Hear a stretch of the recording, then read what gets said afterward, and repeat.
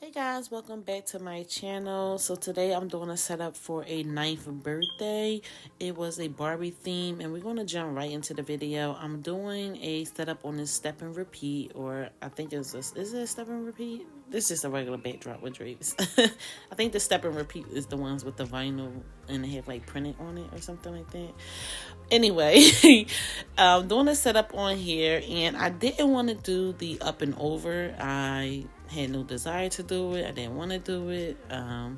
So I figured I'd start like from the middle and just make a big garland coming down from the side and kind of flare out, and that's what I'm doing.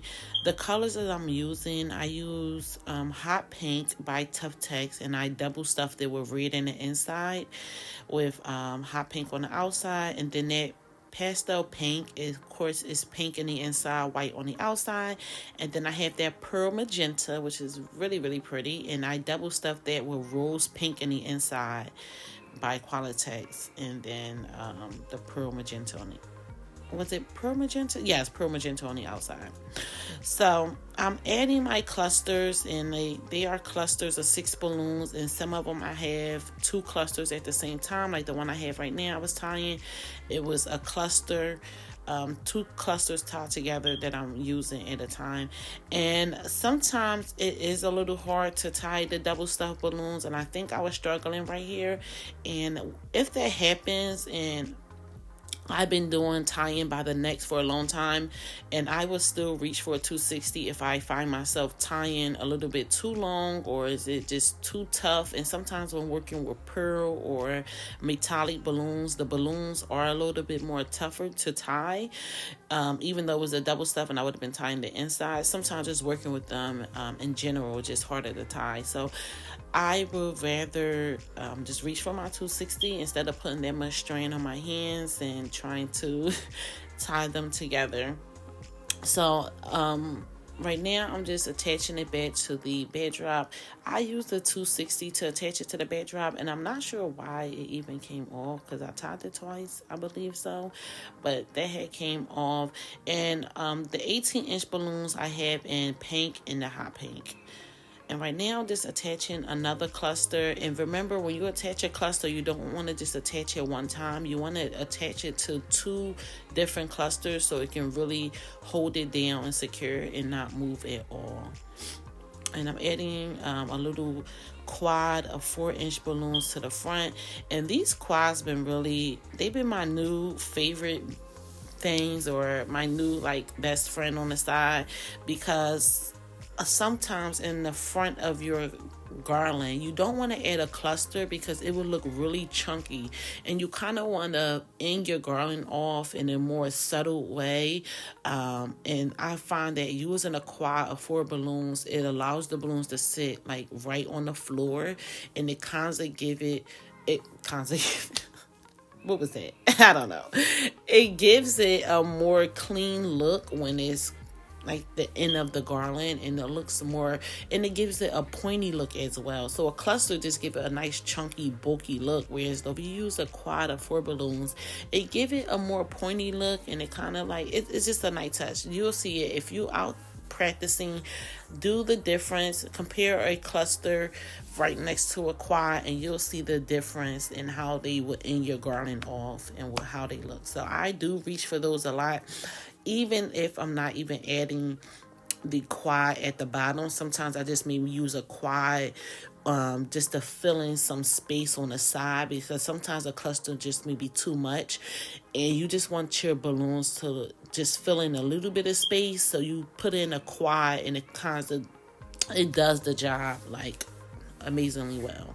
So as you see me adding those clusters, I didn't tie it off yet, but that cluster I added 4 balloons right for that paint. It just sat right there on the floor.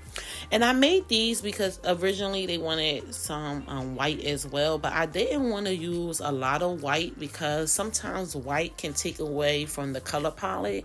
So I had made these little accent balloons of white. They was 9-inch, then 5-inch, and then I had made double 5-inch.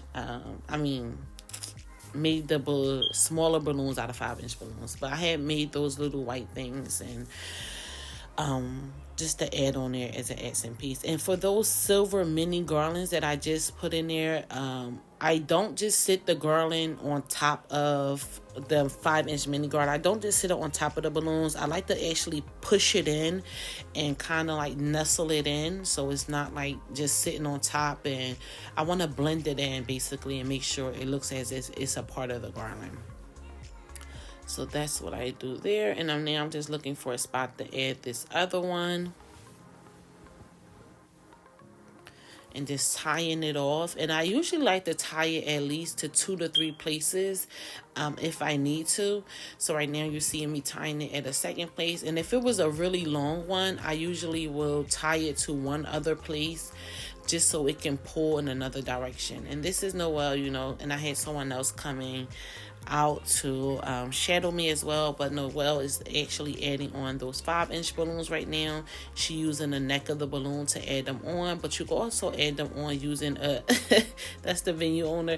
You can also use them use a 260 to add your 5-inch balloons. If you use a 260, I advise using half of a 260 to save some coins and save some material at the same time. So half of a 260, or you can use a rubber band. I don't typically like to use, I think I used the rubber band like once or twice before. I don't usually grab for the rubber band. I keep it in my suitcase because you never know when you need it, but I don't find the need to use it most of the time. But you can use the rubber band to wrap it around. But there's so many ways, whichever one you're comfortable with, whichever one is easier to you. Most of the times grabbing the neck for me is just easier, but if it's too hard to tie it neck to neck, then reach for that 260, reach for that rubber band, or whatever else you find easier that you find for you. And now I'm using another one of those white accent, I guess, clusters that I made, and just adding it on. And I also have some orbs that I will be adding on. I'm using gaff tape. I will link everything in the description box that I use. I'm using gaff tape though to add on the orbs. An old trick that I haven't used in a while, but I learned from online balloon classes with Evie. That's what I learned that from. And right now I'm just finding different places. And when you add on any kind of orb, and I'm going to end up moving it, you want to put them in a, diagonal way. You don't want to put them like over top of each other. So it should be like slanted or something. I believe that's what that means. Yeah, so, and I'm trying to put my small balloon right near my large balloon, so it kind of give it a little focal point on the garland, so your eye will go directly to that little focal point. So that's what I'm trying to do there.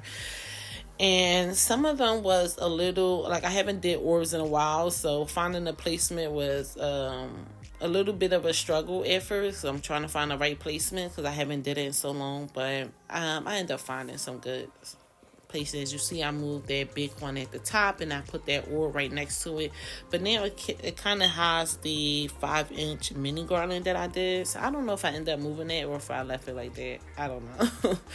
And I'm adding another orb at the bottom, all the way at the bottom. And as you see that on where the chair is at, I kind of added the balloons because most of the times doing these balloons is more so like an illusion that's going on, and you find ways to add it to make it look bigger than what it actually is in person. So those balloons near the chair, I just kind of added them around so it looked as if it was balloons coming out of the chair and it wasn't too many balloons behind it. But this is the final look, you guys. I don't know what I was doing with those white balloons under the chair. Don't ask me. They were just extras. And I didn't want to take them home. But this is the final look. This is how everything came out.